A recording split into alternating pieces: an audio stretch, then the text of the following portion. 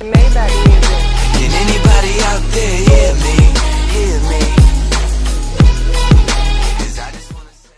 Assalamualaikum warahmatullahi wabarakatuh. Perkenalkan, nama saya Ibu Kustina, bisa dipanggil Yanti. Saya dari kelas 10 D SMA Nazatul Tulab.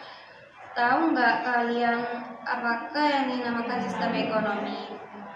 Jadi di sini sistem ekonomi sendiri adalah sistem perpaduan dari aturan-aturan atau cara-cara yang merupakan satu kesatuan dan digunakan untuk mencapai tujuan dalam perekonomian.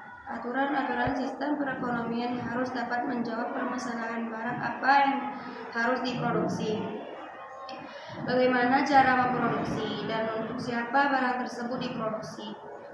Sistem ekonomi tradisional. Sistem ekonomi tradisional merupakan sistem yang diterapkan oleh masyarakat tradisional. Ciri-ciri sistem ekonomi tradisional adalah sebagai berikut.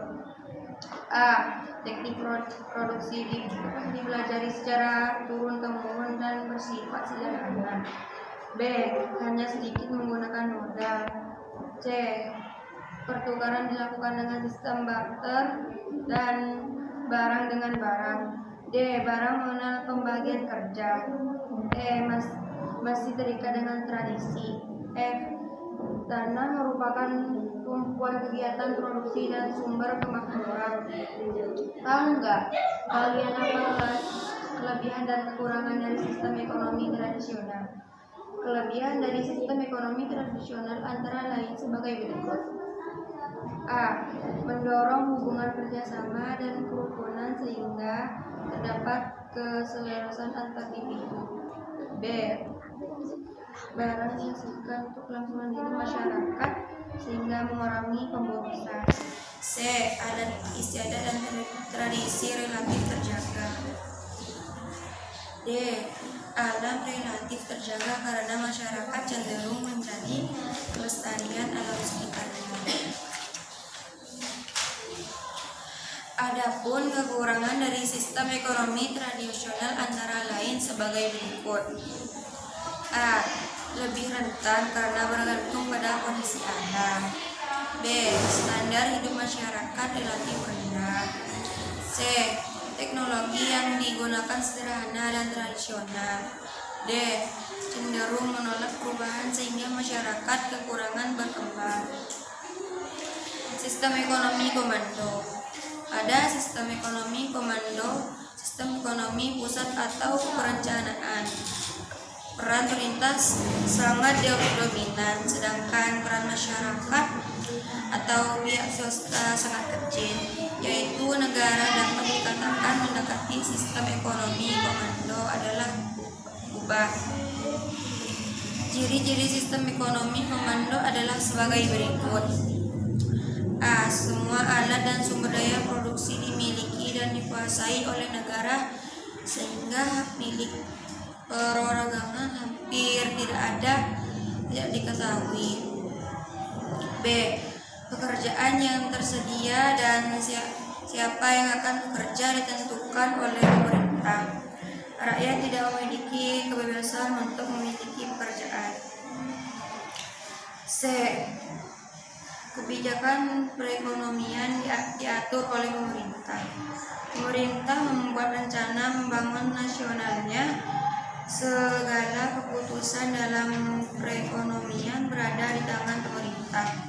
Perencanaan, pengorganisasian, dan pengawasan seluruhnya dilaksanakan oleh pemerintah. Dan sistem ekonomi komando itu mempunyai kekuatan dan mempunyai kelemahan. Kekuatan sistem ekonomi komando adalah sebagai berikut. A. Pemerintah lebih mudah mengendalikan inflasi, pengangguran, atau berbagai keburukan ekonomi lainnya. B. Pemerintah menentukan jenis kegiatan produksi sesuai dengan perencanaan, sehingga pasar barang dan negeri berjalan lancar. C. Relatif mudah dilakukan distribusi pendapatan. D. Jarang terjadi krisis ekonomi karena kegiatan ekonomi direncanakan oleh pemerintah. Kelemahan sistem ekonomi komando adalah sebagai berikut. A. Mematikan inisiatif individu untuk maju, sebab segala kegiatan ekonomi diatur secara terpusat. B. Sering terjadi monopoli yang merugikan masyarakat. C. Masyarakat tidak memiliki kebebasan dalam memiliki sumber daya. Dasar ekonomi pasar. Sistem ekonomi pasar merupakan kebalikan dari sistem ekonomi komando. Pada sistem ekonomi pasar, kegiatan ekonomi dilakukan oleh pihak swasta. Pemerintah hanya mengawasi dan melakukan kegiatan ekonomi yang berhubungan dengan penyelenggaraan negara. Contoh, negara yang sistem ekonominya mendekati sistem ekonomi pasar adalah Amerika Serikat dan Inggris. Ciri-ciri sistem ekonomi pasar adalah sebagai berikut. A. Semua sumber produksi menjadi milik masyarakat. Masyarakat diberi kebebasan tanpa batas untuk memiliki sumber-sumber produksi. B. Pemerintah tidak ikut campur tangan secara langsung dalam kegiatan ekonomi. C. Masyarakat terbagi atas dua golongan, yaitu golongan pemberi kerja atau pemilik sumber daya produksi dan golongan pekerja. D. Timbul persaingan dalam masyarakat. Sebagai konsekuensi adanya kebebasan memiliki sumber-sumber produksi, timbul persaingan dalam mengejar keuntungan. E. Setiap kegiatan ekonomi didasarkan atas pencarian keuntungan. E. Kegiatan ekonomi selalu mempertimbangkan keadaan pasar. Pasar merupakan dasar setiap tindakan ekonomi. Contohnya, barang apa dibutuhkan masyarakat dan bagaimana memproduksi barang yang bermutu tinggi. Dan sistem ekonomi pasar itu juga punya kekuatan dan kelemahan juga. Kekuatan sistem ekonomi pasar adalah sebagai berikut. A. Menumbuhkan inisiatif dan reaksi masyarakat dalam mengatur kegiatan ekonomi. Masyarakat tidak perlu menunggu komando dan memerintah. B. Setiap individu bebas untuk memiliki sumber-sumber daya produksi. Hal ini mendorong partisipasi masyarakat dalam perekonomian. C. Timbul persaingan untuk maju karena kegiatan ekonomi sepenuhnya diserahkan kepada masyarakat. D. Menghasilkan barang-barang bermutu tinggi karena barang yang kurang bermutu akan laku di pasar. E.